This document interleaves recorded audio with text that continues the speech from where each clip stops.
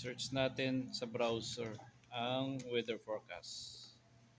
Tingnan natin doon kung saan na banda ang bagyo na si Super Typhoon 1.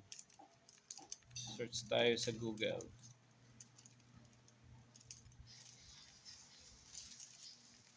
Search natin.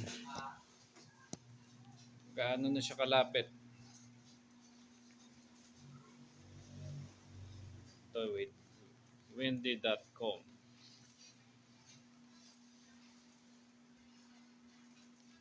Then, search natin ang windy.com. Click. Yan na. Diyan din natin makikita ang ayun na siya, oh. Ayan. Ayan na siya.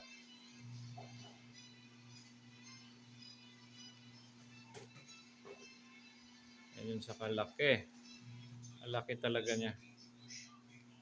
Ingat kayo dyan sa Luzon. Ayan.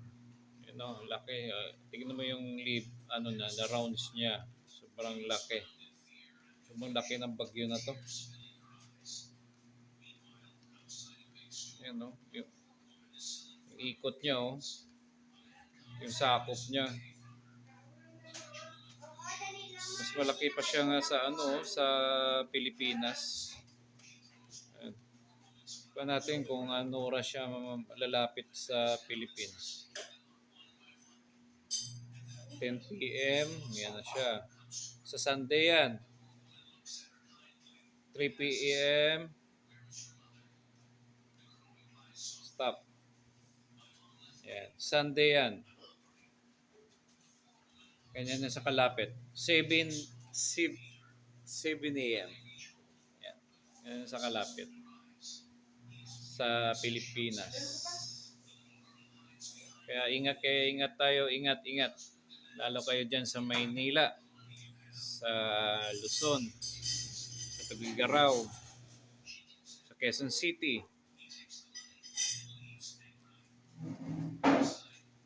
Sa Manila. Ingat guys, ingat.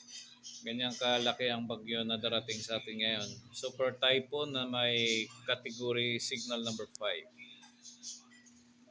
Ingat.